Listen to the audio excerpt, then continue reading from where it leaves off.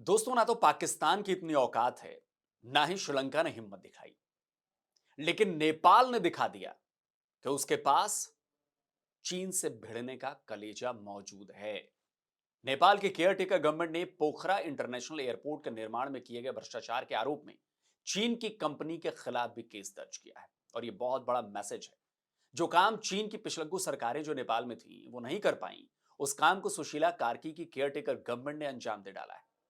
215.96 million dollar की लागत से बने पोखरा इंटरनेशनल एयरपोर्ट के प्रोजेक्ट में भ्रष्टाचार के मामले में नेपाल ने चीन की state owned construction company CAMC engineering पर भी एक्शन का ऐलान कर दिया है।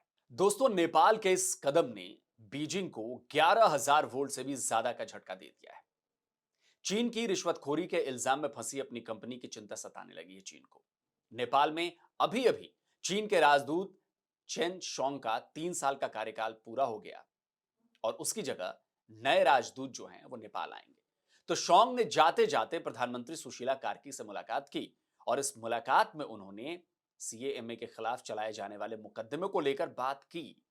लेकिन प्रधानमंत्री कार्की ने उन्हें बेहद टका सा जवाब दे दिया है। कहा मामला करप्शन से जुड़ा है, भ्रष्टाचार से जुड़ा है और इस केस में वो दखल नहीं दे सकती। तो बात यह है दोस्तों कि नेपाल की सीआईएए यानी the commission for the investigation of abuse of authority ने पोखरा इंटरनेशनल एयरपोर्ट में हुए भ्रष्टाचार के मामले में कई फॉर्मर मिनिस्टर्स, कई अधिकारियों समेत चीन की इस कंस्ट्रक्शन कंपनी सीएएमए को भी लपेटे में लिया। चार्जशीट में आरोप तय किए गए हैं कि चीन की कंपनी सीएएमए ने नेताओं और अधिकारियों की मिलीभगत से एयरपोर्ट कंस्ट्रक्शन की लागत को 74 मिलियन डॉलर तक बढ़ा दिया। तभी इसे नेपाल का सिंगल प्रोजेक्ट के मामले में सबसे बड़ा भ्रष्टाचार बताया जा रहा है। और एजेंसी अब सभी 55 आरोपियों में से हर एक से 55 मिलियन डॉलर की वसूली चाहती है ताकि इस नुकसान की भरपाई की जा सके। दोस्तों, पोखरा नेपाल की एक बहुत ही खूबसूरत जगह है। अन्नपूर्णा ट्रैक से करीब 200 किलोमीटर दूर इस जगह की प्राकृतिक सुंदरता जो है वो देश विदेश के सैलानियों को अपनी ओर खींचती रहती है। यहां इंटरनेशनल एयरपोर्ट बनाने की बात सबसे पहले 1970 में की गई थी, लेकिन कई वजहों से इस पर आगे बात कोई बनी नहीं। फिर साल 2016 में नेपाल ने चीन के साथ पोखरा इंटरनेशनल एयरपोर्ट के कंस्ट्रक्शन समेत कई डील्स पर मुहर लगा दी। 21 मार्च 2016 को बीजिंग में नेपाल के तब के prime minister KP Sharma Oli और चीन के प्रधानमंत्री यानी कि प्रीमियर ली केकियांग की मौजूदगी में दोनों ही देशों के फाइनेंस मिनिस्टर्स ने इस डील पर साइन किया। इस एयरपोर्ट के लिए कोई ओपन बिडिंग नहीं की गई थी। प्रोजेक्ट सीधे चीन की कंपनी सीएएमए को सौंप दिया गया था। इस प्रोजेक्ट के लिए लोन भी चीन का एक्सिम बैंक ही देने वाला था। तो उसी साल जून में एक्सिम बैंक के साथ लोन डील भी साइन कर ली गई। तब प्रोजेक्ट की लागत करीब 217 मिलियन डॉलर तय की गई थी और एक्सिम बैंक नेपाल को इस प्रोजेक्ट के लिए 5% के रेट ऑफ इंटरेस्ट पर देने के लिए यह लोन तैयार हुआ था। 5% बहुत ज्यादा होता है। तब इस प्रोजेक्ट की डेडलाइन 2020 रखी गई थी, यानी 4 साल में चीन की कंपनी को यह एयरपोर्ट तैयार करके हैंडओवर करना था। लेकिन इस एयरपोर्ट के प्रोजेक्ट के हर फेज में धांधली और घपलेबाजी की गई। सीएमए ने अपनी डेडलाइन से करीब 3 साल की देरी से इस प्रोजेक्ट को पूरा किया।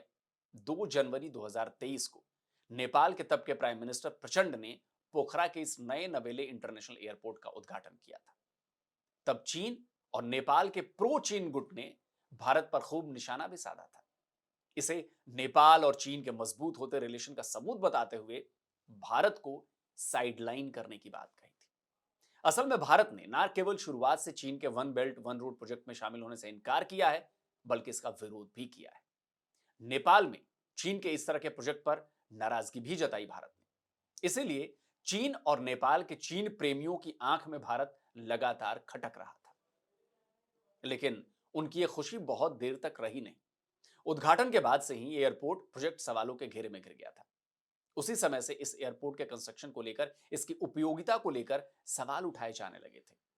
और उसी साल यानी नवंबर 2023 में यह बात सामने आ गई कि नेपाल ने इस चाइना मेड एयरपोर्ट की जांच शुरू कर दी है। न्यूयॉर्क टाइम्स की इस रिपोर्ट में बताया गया था कि जनवरी से नवंबर तक के 11 महीनों में एयरपोर्ट प्रोजेक्ट की कॉस्ट, क्वालिटी कंट्रोल, नेपाल के बिजनेस को फायदा नहीं पहुंचाने समेत कई आरोपों में 20 से अधिक शिकायतें दर्ज करवाई जा चुकी थी। इसके बाद जून 2024 में पोखरा और भैरहवा एयरपोर्ट के निर्माण में हुई अनियमितताओं के आरोपों की जांच के लिए एक पार्लियामेंट्री सब कमेटी का भी गठन किया गया। हालांकि ना तो प्रेजेंट सरकार में और ना ही ओली गवर्नमेंट में इन शिकायतों पर कोई ठोस एक्शन लिया गया। हाँ, जांच सुस्त रफ्तार से चलती रही। इधर यह साफ हो गया था कि एयरपोर्ट इंटरनेशनल फ्लाइट्स को अट्रैक्ट करने में नाकाम साबित हो चुका है। इनॉग्रेशन के बाद से इस साल मार्च तक कोई भी इंटरनेशनल एयरलाइंस का ऑपरेशन इस 216 मिलियन डॉलर की लागत से बने एयरपोर्ट से शुरू ही नहीं हुआ। 2024 में केवल 7 इंटरनेशनल फ्लाइट्स पोखरा एयरपोर्ट पर पहुंची थी और वो भी चार्टर्ड। इनमें से ज्यादातर में चाइनीज डेलीगेशन, चाइनीज गेस्ट थे जिन्हें स्पेशली पोखरा लाया गया था। जब इसे लेकर सवाल उठने लगे तो चीन ने चेंगदू से एक फ्लाइट 18 मार्च को पोखरा भेज दी। चीन के एम्बेसडर ने इस फ्लाइट का वीडियो भी अपने एक्स हैंडल पर पोस्ट किया और लिखा कि पोखरा में पहली regular commercial chartered flight Chengdu से पहुंची है। लेकिन ध्यान दीजिएगा दोस्तों, चार्टर्ड फ्लाइट यानी ये रेगुलर पैसेंजर्स फ्लाइट वाली जो फ्लाइट होती है वो नहीं थी। पहली कमर्शियल फ्लाइट पोखरा पहुंची 31 मार्च को चीन ऑक्युपाइड तिब्बत के ल्हासा से पोखरा की। फिर जबरदस्ती ल्हासा से पोखरा की एक सो कॉल्ड रेगुलर उड़ान शुरू की गई 18 मार्च 2025 को। हिमालयन एयरलाइंस ने ल्हासा से पोखरा के बीच वीकली फ्लाइट की शुरुआत की है। इसके बाद भी जून में आई रिपोर्ट बता रही है कि उद्घाटन के 2.5 साल बाद भी इस एयरपोर्ट ने केवल 30 इंटरनेशनल फ्लाइट्स का मुंह देखा है। यानी ये एयरपोर्ट पूरी तरह से फेल हो चुका है।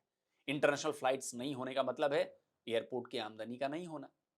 अब जब फ्लाइट आएगी जाएगी नहीं, पैसेंजर्स आएंगे जाएंगे ही नहीं, तो एयरपोर्ट चलेगा कैसे?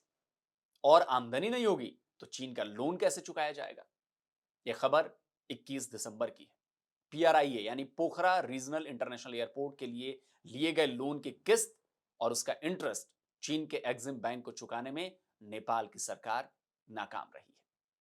पीआरआईए को एक्सिम बैंक को 22.5 बिलियन नेपाली रुपए का भुगतान करना था, जो उसके बूते की बाहर की बात है।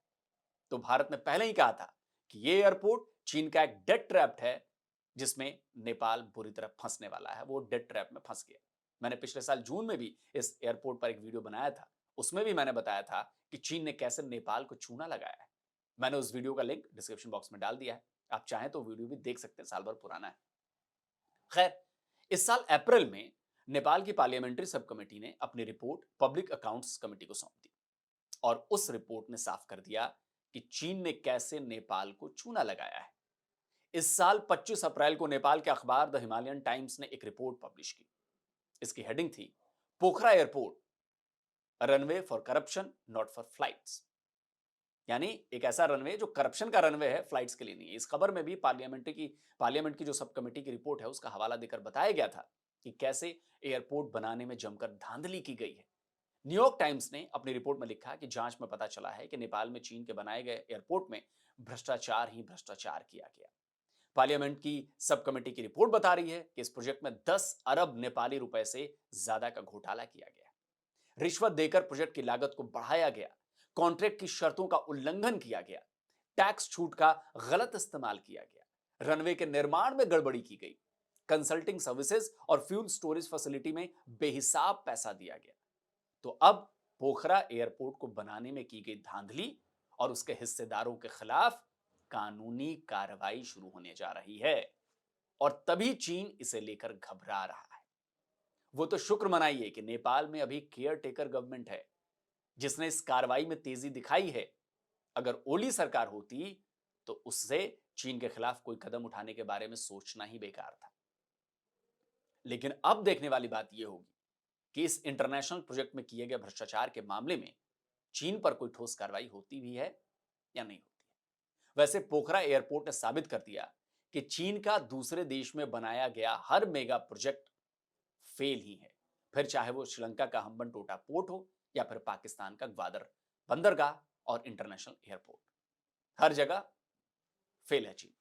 तो दोस्तों, आज के वीडियो कैसा लगा कमेंट के जरिए अपनी राय दीजिए और इस वीडियो को ज्यादा से ज्यादा शेयर करिए ताकि नेपाल तक बात पहुंचे कि देखो तुम्हारे यहां क्या हो रहा है, चीन ने तुम्हारे साथ क्या किया है और तुम्हारी गवर्नमेंट तुम्हारे यहां क्या कर रही है। और जिन दोस्तों ने अभी तक डिफेंस डिटेक्टिव को सब्सक्राइब नहीं किया अभी, तो चैनल को सब्सक्राइब करें, साथ में बेल आइकन प्रेस करें और हाँ, ऑल नोटिफिकेशन ऑन करना मत भूलिएगा, ताकि हमारे द्वारा अपलोड किए जा रहे हर वीडियो की जानकारी आप तक फौरन पहुंच जाए। जल्द मिलता हूं एक और नए वीडियो के साथ। नमस्कार, जय हिंद। तो अगर आप चाहते हैं मुझसे बात करना, मुझसे कोई सवाल पूछना, तो फैन कॉल पर आप मुझसे कनेक्ट हो सकते हैं। फैन कॉल में ये सुविधा है कि आप अपने हिसाब से वहां पर जाकर टाइम स्लॉट बुक कर सकते हैं कि आपको फलाने दिन मुझसे बात करनी है, फलाने टाइम पे मुझसे बात करनी है। लेकिन ये भी बता दूं कि ये पेड सर्विस है।